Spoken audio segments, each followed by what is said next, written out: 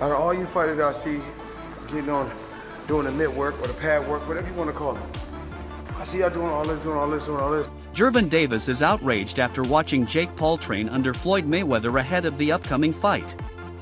Floyd explains that boxing is rooted in discipline, conditioning, and proving who can strike with the most power. He stresses that real boxing goes beyond movement, focusing instead on pushing limits in training and testing endurance. This remark stirs tension as Davis feels disregarded. Meanwhile, Floyd praises Jake Paul's dedication to training and his willingness to step into the ring. I just like to push myself to be the best at whatever I do. It could be basketball, football. My dad introduced me to boxing in 1977, and I just took it to the next level. I love boxing, I love competing, and I love being the best. It was good with the fight camp so people can compete with one another, push each other, and it's fun. People want to see who hit the hardest, who's the fastest, who could throw the most punches, so it's a great product. It's about just competing and working hard, getting in shape, and enjoying yourself while you... Paul-Mayweather's view on Gervonta Davis is anchored in history. He highlights that regardless of personal disagreements or the ongoing tension between Tank and Floyd Mayweather, there is no disputing Floyd's influence on the young fighter's career. Paul-Mayweather states that Mayweather played a crucial role in sharpening Tank's skills, instilling discipline, and providing the foundation that separates elite fighters from the rest. Even if Tank publicly minimizes Floyd's role or points to their current feud, the truth remains that the years under Floyd's mentorship molded the fighter he is today. Flashy guy, and I actually like that win for Gervonta. Ryan Garcia. Ryan Garcia, a lot of fluff again because he's a YouTuber who's never accomplished anything else besides being a YouTuber.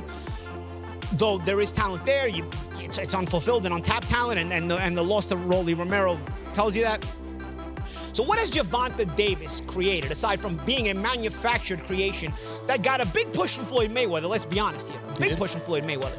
And then after that, let's match him very carefully. Because what do? We wanted to do the same thing with Adrian Broner, who had the balls to fight everybody. Say what you will about Adrian Broner. Had the balls to fight everybody. Didn't duck a single fight. And they said, you know what? We wanted to do this with Adrian Broner. We wanted to just manufacture a star before he was made into a star. And we kind of messed up by matching him too tough. So the pendulum swung in the complete opposite direction here. It's not like you balanced it out. You went in the complete opposite direction and made this guy fight absolutely nobody constantly. And let me tell you something about the Lamont Roach fight. He's a 16-1 underdog going into the fight because they knew they didn't want to fight anybody who was a risk. There's a reason he's ducking the Lamont Roach rematch now. Because now you realize, wow, this guy is a threat. Jeff Mayweather's remarks go directly to the central issue in the debate over a potential fight between Gervonta Davis and Jake Paul, the size disparity. According to Jeff, Jake Paul is simply much larger than Davis in both natural weight and frame. Boxing has always used weight divisions for a reason, and Jeff insists this matchup disregards that rule entirely. Davis has thrived in the lighter divisions, relying on speed, timing, and explosive power within his range. Jake Paul, on the other hand, has fought at cruiserweight, where competitors carry a completely different build. Jeff contends that putting these two in the same ring not only undermines competitiveness but also raises fairness concerns. It's kind of weird, because Jake Paul is extremely bigger than Tank. And I mean, but with it being exhibition, makes sense. It's fine. He got a big name that he's going to be fighting.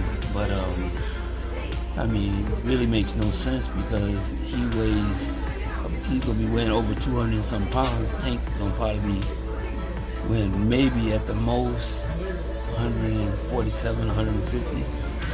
So I don't even understand why the fight is happening. Promoter Eddie Hearn voiced a similar opinion but extended it further. He argued that boxing and entertainment must remain separate, and a fight between Gervonta Davis and Jake Paul dangerously blurs that line. To Hearn, the contest lacks true competitiveness. Instead, it is constructed as a business venture powered by celebrity status and social media attention. He highlights the significant size mismatch as proof that the fight isn't about skill on equal terms. Rather, it is presented as a spectacle meant to grab mainstream focus. Hearn admitted that financially the fight would be huge, generating global interest and major revenue. Still, as a lifelong supporter of genuine competition, he finds it troubling when fights are made mainly for profit instead of sporting value. Yet, from a promoter's view, he acknowledged it would be a strong business move, guaranteeing headlines, ticket sales, and pay-per-view buys, even if boxing purists feel the sports standards are weakened. Next year, and they always said that there was a chance that Jake would fight in November. I think, wasn't I the one that broke Jake Paul against Gervonta Davis 6 months ago or something? I knew that they'd agree that deal. I didn't know they were about to announce it then, but I did know that they'd agreed that deal previously. So I don't like it, if I'm honest. I mean, I think we need to really differentiate between boxing and an entertainment concept, and that's what that is. It's a freak show, it's entertainment, it's a lightweight fighting a cruiserweight, you know, with, I don't know, is it bigger gloves and certain minutes per round? I don't know what it is, but, you know, I understand the market and I understand this freak show, shock kind of the world mentality of people potentially tuning in. Is that a step too far? Maybe. I mean, I hated Jake Paul against Mike Tyson, but it did massive numbers. I hate Jake Paul against Gervonta Davis. It'll probably do massive numbers. So that's when you really have to differentiate yourself between, just because you don't like it doesn't mean it isn't going to do good business. Now, whether you want to be involved with it is another kettle of fish. I don't want to be involved with it, but I do respect the fact that it's going to do big numbers. It's just not boxing. And I don't think we should promote it as boxing. In the meantime then, Eddie, where does that leave you with Anthony Joshua? Are you exploring other options for the end of this year, or are you still looking at that fight for the beginning? Yeah, no, we're not interested in the Jake Paul fight right now. After that, I mean, like, you know, we're not going to wait around till November. Is it November or December, whenever it is, and see how he gets on. I mean, if he gets chinned by Gervonta Davis, we can't exactly make the Anthony Joshua fight. Former UFC champion Michael Bisping contributed a unique angle to the discussion, recalling past exhibition fights where financial motives outweighed skill. In his opinion, Jake Paul could very likely beat Gervonta Davis, not due to better talent but because of his weight advantage and the financial dynamics involved. Bisping argued that exhibition bouts don't follow the same standards of legitimacy as sanctioned title matches. When a fight is driven mainly by entertainment and profit, outcomes can be shaped in surprising ways. Jake's larger build combined with the looser exhibition format could push the fight in his favor. But you know what? Fair play. If he does go out and fight Anthony Joshua, which I wouldn't advise because that would be extremely dangerous, then fair play if he was to do that. And all the critics and people like myself would have to shut the hell up, because I always said he's looking for fights that were manufactured, looking for fights that were predetermined. And by that I don't mean fake fights, I don't mean fixed fights, I mean fights where the odds are so stacked in his favor that of course he's going to win. And of course we see this, the latest match that's going to go down November 14th at the State Farm Arena in Atlanta, Georgia. Jake Paul is taking on, you've seen it by now, Gervonta Tank Davis. A man that is a lightweight in boxing. Now, lightweight in MMA is 155 pounds. Lightweight in boxing, 135 pounds. Jake Paul, I think when he weighed in for Mike Tyson, was 227 pounds. Official weight, 227.2 pounds.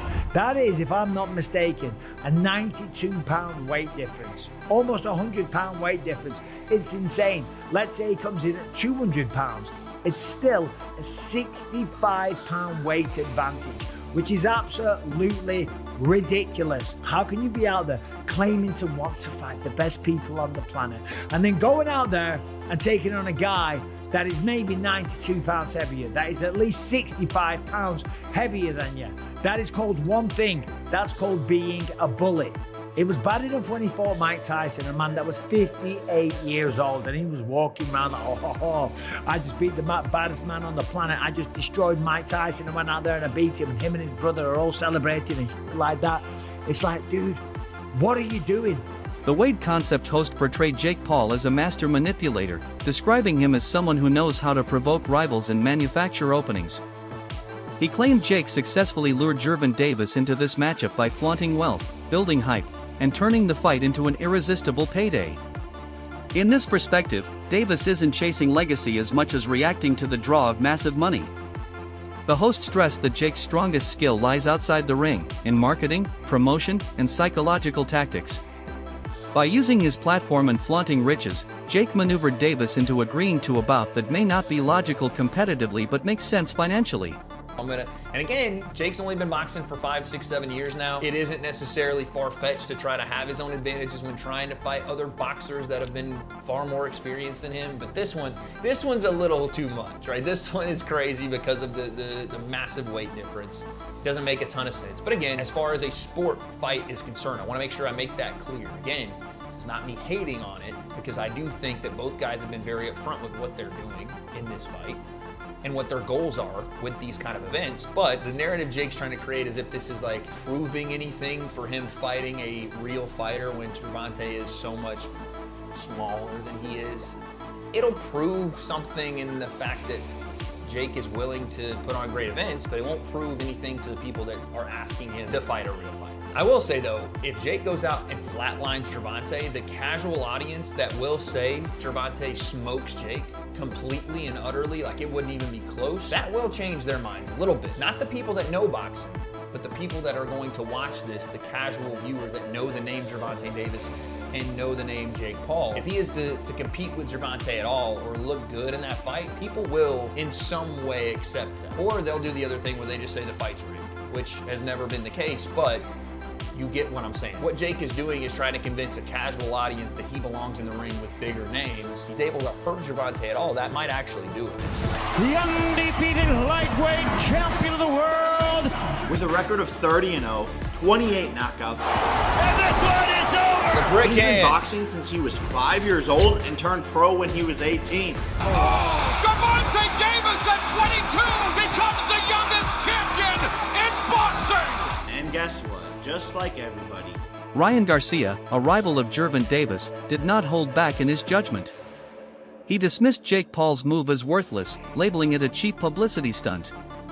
From Garcia's standpoint, the sole reason Davis agreed to the fight was money. Garcia insisted that true fighters chase legacy, titles, and history. In his eyes, accepting a bout against a much bigger man damages the purity of competition. Instead of pursuing greatness through worthy challengers, Davis let financial gain dictate his choice. Garcia's critique also carried a hint of rivalry, as he has long exchanged words with Tank. Still, his remarks echo a common view that this fight is less about proving ability and more about securing cash. For Garcia, the decision lacks dignity and reduces the credibility of everyone involved. Last week shook up the boxing game, Jake Paul versus Tank, right? Oh, yeah. Like, everyone's talking about it. It's a whole thing. A lot of people liked it, didn't like it. Yeah. How did you feel when you first saw that it was a thing? It pissed me the fuck off, bro. Yeah, why? It's just disappointing on mainly Jake's end. You know, we're not falling for the Disney Channel bit no more. We're not falling for you're not a fighter no more. We're not falling for that. You know, you're ranked as a cruiserweight and you're out here trying to fight a lightweight. And then on top of it, you were just talking about fighting Anthony Joshua. That doesn't make no sense. And, you know, I just felt like it was a disgrace to boxing and kind of it was not a good move by Jake Paul. You know, I understand people saying, you know, Gervonta got to go get his money, you know, blah, blah, blah. But, like, we're not talking about that shit. We're talking about the sport, bro. We're not talking about, oh, you got to get that money, bro. Yeah, but everybody's open to criticism. That's the whole point of this media shit. Right. That's why they talk about basketball players. They don't talk about, well, LeBron's making too much. Like, nobody cares, bro. If LeBron's missing the shot, he's missing the fucking shot. So at the end of the day, bro, I just thought it was a disgrace to the sport. Because on one end, you know, you got the casuals, right? The casuals don't see the weight difference. They see Jake Paul and Gervonta Davis. Yeah. And if Gervonta Davis doesn't fuck up Jake Paul, they're going to think Jake Paul is some pound-for-pound champion type of fighter. Yeah. And to me, that's just, it's tricking the public, and it's kind of bullshit, bro, at the end of the day. Because at the end of the day, if Gervonta was Jake Paul's size, we wouldn't even be having this conversation. There probably wouldn't even be a fight. Yeah, you know what I mean? So I just think that it's a disgrace to boxing. Former champion Shawn Porter stressed a recurring theme in Jake Paul's boxing path. Fighters take his challenges for the payday, not for respect. According to Porter, Jake has drawn credible names into the ring because of the financial incentive. Yet despite his growing record, Jake has not earned genuine admiration or acceptance within the boxing world. Porter pointed out that money may create opportunities, but respect comes through skill, legacy, and meaningful triumphs. Fighters view Jake as a profitable chance rather than a true contender, and that distinction keeps him from winning over traditional boxing audiences. While Jake clearly holds sway as an entertainer, his role in the sport remains divisive. For Porter, this bout is no different, a headline event built on money, not the respect that shapes legendary careers. I like when it's all said and done and when you guys go off, they go into the next man. So if y'all can make a big payday, go get that payday. The sport of boxing don't love you. That's the problem with this sport. It's like, what Jake Paul did, man, it's crazy, but people getting paid off of it. Yeah. So if he can call any one of y'all out and y'all can get that payday, I say go get it, baby. I'm not mad at it. For me, and I'm not, I got no, I'm not mad at this move at all for Tank Davis, but I think when it comes to boxing fans, there's an essence that comes with this sport, and it's an essence that hasn't been lost, unlike other sports. For an example, with football, we come from the hitting days. Yeah. Can't hit nowadays. You know what I mean? So boxing hasn't lost its essence. You know, they're trying to make it safer and all those sorts of things, but there's still this pureness to boxing that really doesn't exist in sports anymore, but it's still there with boxing. I think that's why people have such a problem with this kind of move from Tank Davis. Is it more the heart? How do you guys feel, man, boxers? Man, like once you hear the numbers, I'm like, they're talking, like I don't know the official, they're talking about like 100 mil. Oh, damn. Like, they're talking about these insane numbers. Like I'm gonna be like, don't take that. I'm not gonna tell another man not to take that type of check, especially for something like that. It's not on your official record. It's an exhibition. I'm not gonna lie here and act like I'm not gonna say yes to 100 million or something like that. Legendary trainer Teddy Atlas honed in on the technical side of the matchup. He recognized that Tank Davis is far superior in skill and has faced a much deeper roster of opponents compared to Jake Paul. Davis's championship record, professional experience, and adaptability in the ring stand unmatched against Jake's relatively short background. Still, Atlas stressed that weight is a serious factor. Skill often bridges gaps, but when size differences become extreme, even elite fighters encounter trouble. A naturally larger man can take more punishment and deliver harder shots, making the fight inherently risky. Atlas respects Davis's abilities but warned that the weight imbalance introduces a danger that cannot be overlooked. His remarks underline the core tension of the matchup, a world-class fighter entering an uneven physical contest where skill and size meet in unpredictable fashion. Right? Who's not a professional fighter, what happens? What happens? That's what would sell it. I know the size difference is what creates the problem. The optics, the look, the reality. I mean, you got one guy who's fights at 135 pounds, and you got another guy who fights at 200. I mean, just that alone, yeah. But you also, and I'm not saying I want this or I like this when I heard it. No, I didn't like it, to be honest, for the optics and everything else I just said. But you do have one guy who, yeah, he's smaller, but he's a top fighter, he can punch. And he's fighting a guy who's not a top pro fighter, who's bigger. What if he hits him on the chin? What if he hits him on the chin? It'll wind up selling. And that's what'll wind up selling. So what if? What if Tank makes him do a cha-cha? He hits him on the chin, and Jake Paul, we're gonna find out if he can dance. Whoa, whoa, whoa, whoa. You know, do the cha-cha. That's what's gonna sell it. And you can't argue that what if. You can't. I know I get to places that other people wouldn't go and everything else that just dismiss stuff because it's easier to do that, it's safer to do that. You don't have to bows and arrows coming at you from people that argue with you because you did that, but I don't care. Smash that subscribe button, drop a like, and leave your thoughts in the comments. This is Fighter's Legacy, where warriors never fade.